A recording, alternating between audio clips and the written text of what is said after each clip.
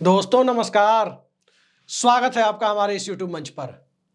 दोस्तों, भारतीय जनता पार्टी और जनता दल यूनाइटेड में सब कुछ सामान्य नहीं है और यह बात तो करीब करीब तय है कि सामान्य बनाने की या दिखाने की कोशिशें भी ऊपर से चल रही है और अंदर से संबंधों को और ज्यादा असामान्य करने की भी कोशिशें समानांतर रूप से चल रही है। लेकिन राजनीतिक दलों के बीच गठबंधन की गांठ इतनी आसानी से सुलझती भी नहीं है, लेकिन यह बात भी तय है कि इतनी आसानी से उलझती भी नहीं है। चुनावी साल में जब बिहार पूरी तरह से चुनावी मोड में जा चुका है, हर राजनीतिक दल अपनी चुनावी तैयारियों को येन केन प्रकारेण करता हुआ दिखाई दे रहा है। उस परिस्थिति में उसी व्यक्ति पर जिसे गठबंधन की गांठ उलझाने का आरोप था, वो व्यक्ति अचानक बिहार भेज दिया जाए तो स्वाभाविक है कि गठबंधन की गांठ उलझाने को लेकर जो सबसे ज्यादा परेशान थे, जिनका पारा सबसे ज्यादा गर्म था और बहुत देशज लहजे में कहें तो उन व्यक्ति का नाम सुनते ही जनता दल यूनाइटेड के सूत्र कहते हैं कि मुख्यमंत्री नीतीश कुमार के घुटने का लहर कपार में पहुंच जाता है। यानी जो घुटने का दर्द होता है वो सर में पहुंच जाता है। आखिर उन्हें क्यों भेजा गया और उनके बारे में क्या धारणा रही है जनता दल यूनाइटेड की? जेडीयू के लोग मानते रहे कि चिराग मॉडल की स्क्रिप्ट लिखने के पीछे भी वही थे।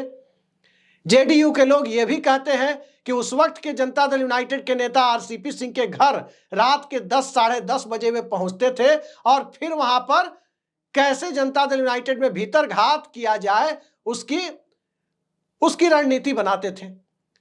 और यह आरोप मैं नहीं लगा रहा, यह आरोप कोई दूसरा पत्रकार भी नहीं लगा रहा, बल्कि अगस्त 2022 में जनता दल यूनाइटेड के उस वक्त के राष्ट्रीय अध्यक्ष ललन सिंह ने उन महोदय के ऊपर जो आज पटना पहुंचे हैं क्या आरोप लगाया है, पहले ये सुन लीजिए, फिर उनका नाम मैं आपको बताता हूं। सर 10 बजे रात में आते थे और उनको एगो लिस्ट देते थे और कहते थे कि किसी तरह लड़ भिड़ के इस सबको टिकट दिलवा दीजिए पार्टी से, अगर जीत गया तो आपका आदमी रहेगा, हार गया तो नीतीश कुमार कमजोर। तो सुना आपने ललन सिंह क्या कह रहे थे?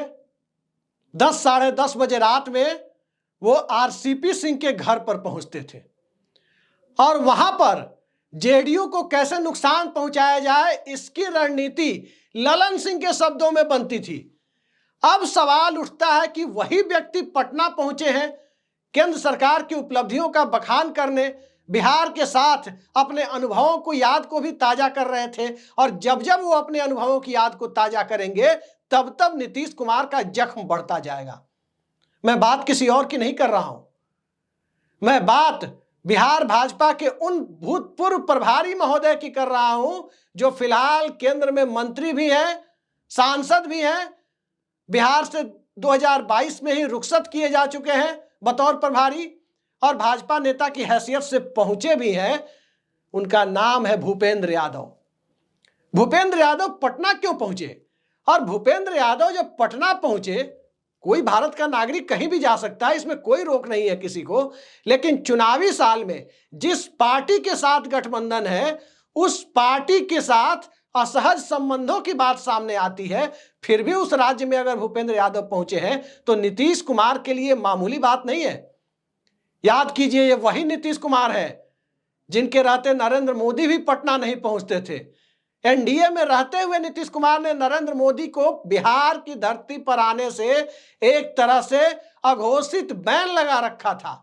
एक बार भाजपा की राष्ट्रीय कार्यकारिणी की बैठक में पहुंच भी गए थे तो फिर भोज देना, निमंत्रण देना और निमंत्रण देने के बाद भोज कैंसिल कर देना। और जिस तरह से वो पूरा का पूरा माजरा हुआ था वो पूरे देश को याद है कि 2010 की जून में पटना में क्या हुआ था। तो जो आदमी, जो नेता नरेंद्र मोदी की बिहार एंट्री पर अघोषित बैन लगवा सकता है, वहां भूपेंद्र यादव यदि आए हैं तो जनता दल यूनाइटेड की क्या स्थिति होगी आप सोच सकते हैं। लेकिन याद रखिए, जनता दल यूनाइटेड भी चुप नहीं है।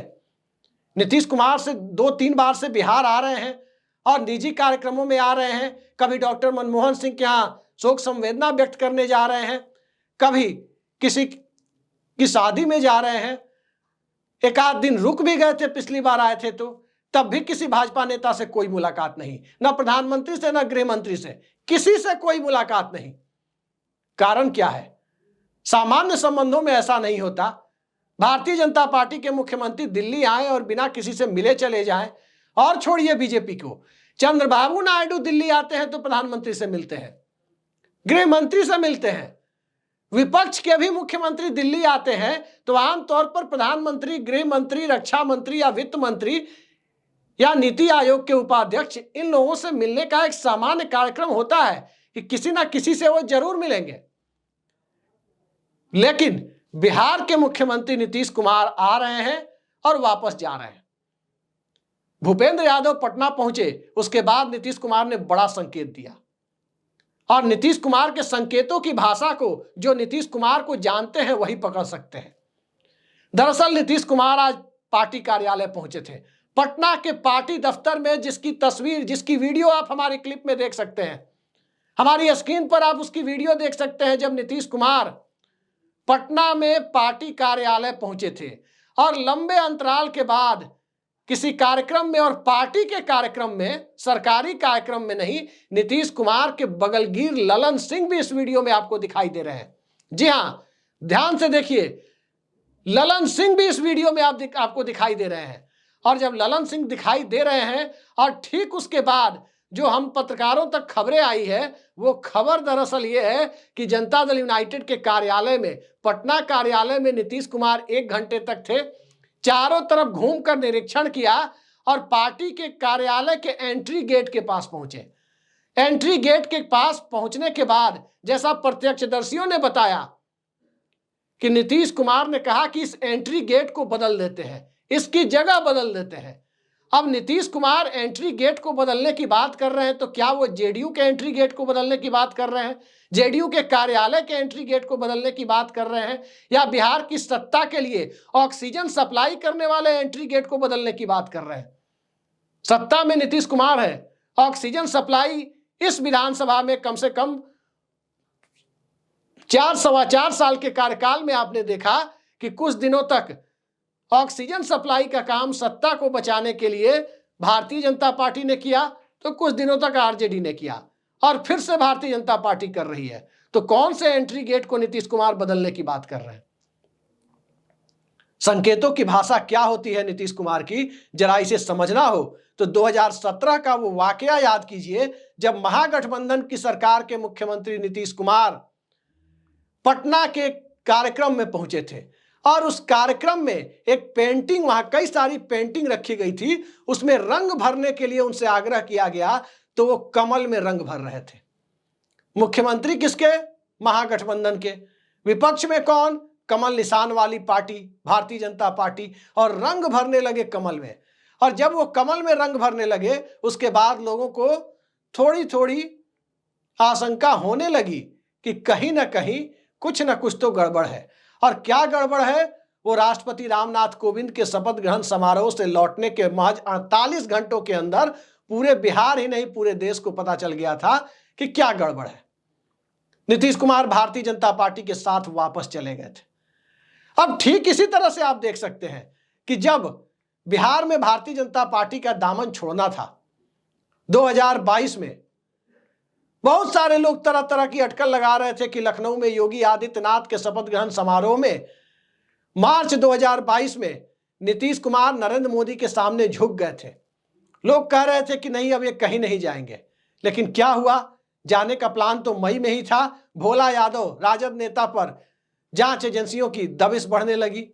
उसके बाद मामला थोड़े दिनों तक टला और फिर अगस्त आते आते खेला हो गया। आज एंट्री गेट बदलने की बात नीतीश कुमार ने, प्रत्यक्षदर्शियों ने जो मुझे बताया उसके मुताबिक कही है।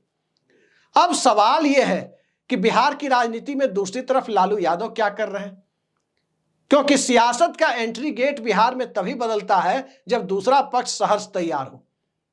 तो इस बात में को कहने में कोई दो राय नहीं है कि राष्ट्रीय जनता दल में भले ही कोई कुछ भी कहे, भूल जाइए कि लालू यादव ने क्या कहा, क्या निमंत्रण दिया, तेजस्वी यादव ने क्या कहा, मीसा भारती ने क्या कहा, रोहिणी आचार्य ने क्या ट्वीट किया, सब बातें भूल जाइए। राष्ट्रीय जनता दल की अंदरूनी स्थिति यही है कि अभी भी वहां पलक पावड़े बिछाए हुए बैठे लोग हैं कि चुनाव के पहले नीतीश कुमार आएंगे और बिहार में सत्ता एक बार फिर महागठबंधन की बनेगी। आज के संदर्भ में कहें तो महागठबंधन का जो राष्ट्रीय नाम है इंडिया अलायंस की बनेगी।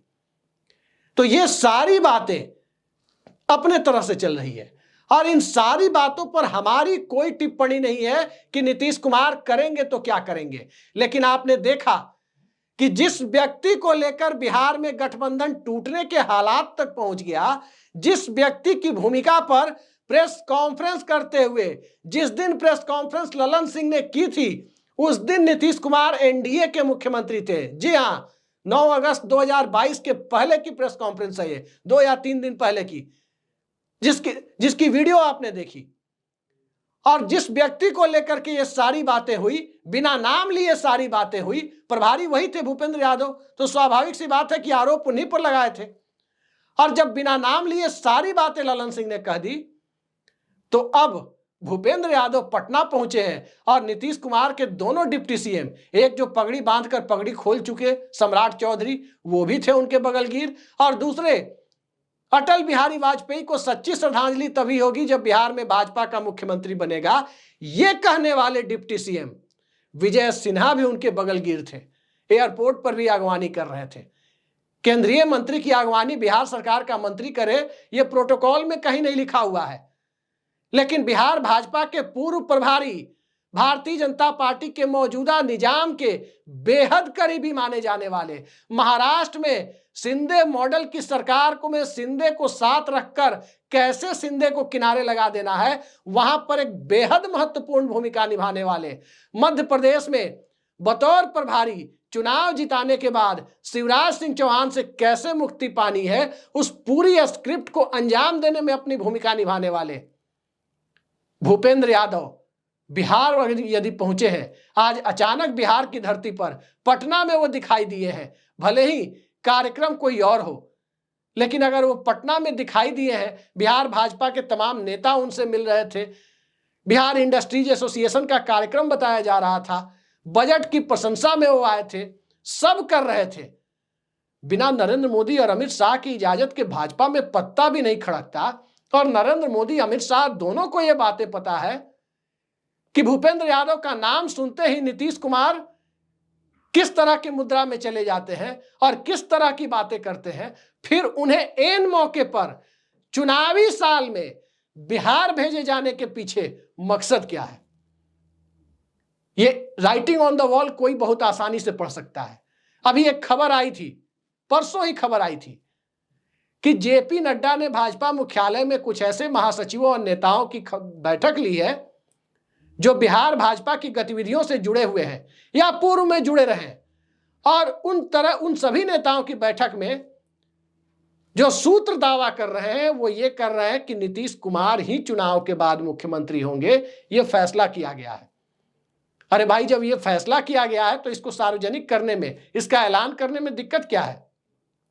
क्या नीतीश कुमार को गुड ह्यूमर में रखने की तैयारी है कि चुनाव तक इसी तरह जनता दल यूनाइटेड को मुलम्मा दिया जाता रहे कि हाँ मुख्यमंत्री आप ही का बनेगा, बस हम ऐलान नहीं करेंगे, मन ही मन से तैयार हैं। जैसे मन ही मन से, दिल ही दिल से कभी प्रज्ञा ठाकुर को आपत्तिजनक बयान के लिए मोदी जी माफ नहीं कर पाते, उसी तरह दिल ही दिल से नीतीश कुमार को मुख्यमंत्री बनाने के लिए भारतीय जनता पार्टी तैयार है। तो सवाल ये उठता है कि नीतीश कुमार भी राजनीति के बहुत पहुंचे हुए खिलाड़ी है। अब तक एक बेहद छोटे जनाधार के बूते बिहार की जातीय राजनीति में नीतीश कुमार के समुदाय की संख्या यदि देखें तो 3% से भी कम है। लेकिन एक बेहद छोटे सामुदायिक आधार और जातीय आधार के बूते बिहार की राजनीति के कैनवास पर पिछले 40 सालों से नीतीश कुमार टिके हुए हैं। 6 बार लोकसभा पहुंचे, 20 सालों से बिना कोई चुनाव लड़े वो बिहार की सत्ता पर काबिज है, बिहार के नेता नंबर 1 बने हुए हैं। लालू यादव जैसे पहुंचे हुए राजनीतिज्ञ को चुनाव में हराना, जब मर्जी उनका साथ ले लेना और लालू यादव का भी बेचैन होकर उनका साथ देना। भारतीय जनता पार्टी के अंदर भी जब नीतीश कुमार पाला बदल के चले जाएं, उस वक्त भारतीय जनता पार्टी के अंदर भी कि कब नीतीश कुमार आ जाए, उनको अपने साथ रखने के लिए बेताबी बढ़ती जाना, ये सिर्फ और सिर्फ राजनीतिक कौशल के बूते ही संभव है। बिहार गताल खाते में गया या गताल खाते में जाने से बच गया, ये अलग मुद्दा है। 20 साल की सरकार, एंटी इनकम्बेंसी, तमाम मुद्दे अलग हैं, लेकिन गठबंधन की गांठ जहां सुलझाने की बात थी, जहां सबको बेसब्री से इंतजार था कि प्रधानमंत्री नरेंद्र मोदी आएंगे और नीतीश कुमार को बिहार में अगले 5 साल के लिए एनडीए का मुख्यमंत्री पद का चेहरा घोषित करेंगे, इसके ठीक पहले 24 फरवरी के ठीक एक सप्ताह पहले 17 फरवरी को भूपेंद्र यादव का पटना आना और बिहार भाजपा के नेताओं के साथ उनकी मुलाकात, एक एक कर लाइन लगाकर जैसे नेता लोग लगे हुए थे, वो अनायास नहीं था। जदयू भी इस बात को समझ रही है, तभी एंट्री गेट बदलने की बात कार्यालय की बिल्डिंग के मामले में जो कही जा रही है, उसका असर दूर तलक जाता हुआ दिखाई दे रहा है। अब ये असर किस रूप में दिखाई देगा, थोड़े दिनों तक इंतजार कीजिए। 24 फरवरी तक तो कम से कम इस बात की गारंटी है कि बिहार में कोई खेला नहीं होगा। 24 फरवरी तक जनता दल यूनाइटेड इस बात का इंतजार करेगी कि प्रधानमंत्री नरेंद्र मोदी भागलपुर से क्या ऐलान करते हैं, या भागलपुर से एनडीए में भागम भाग की भूमिका भी तैयार कर देते हैं। भागलपुर वैसे भी बिहार की राजनीति में हमेशा एक टर्निंग पॉइंट रहा है, पहले भी रहा है। नरेंद्र मोदी भागलपुर आ रहे हैं तो ये देखना भी मौजूद होगा कि नीतीश कुमार उस मंच पर प्रधानमंत्री के साथ होते हैं या नहीं होते हैं। चुनावी साल में नीतीश कुमार मंच पर नहीं हुए और उनके नाम का ऐलान भी अगर नहीं हुआ, तो फिर आगे बिहार में एनडीए के मौजूदा स्वरूप की गारंटी कोई नहीं ले सकता। मैं फिर कह रहा हूं, कोई नहीं ले सकता। और आगे आगे देखते जाइए, जो आपके सामने दिखने वाला है, आने वाला है, वो सब कुछ दिखाई देगा कि बिहार से कैसे अलग अलग तरह की राजनीति छोटे छोटे फॉर्म में बड़े बड़े संदेशों के साथ अभी भी चल रही है। यानी बड़ी स्क्रिप्ट के पहले का होमवर्क तीनों तरफ से, राजद की तरफ से भी, जदयू की तरफ से भी और भाजपा की तरफ से भी रखने की कोशिश हो रही है। अब देखते जाइए आगे होता क्या है। आज के लिए इतना ही। नमस्कार।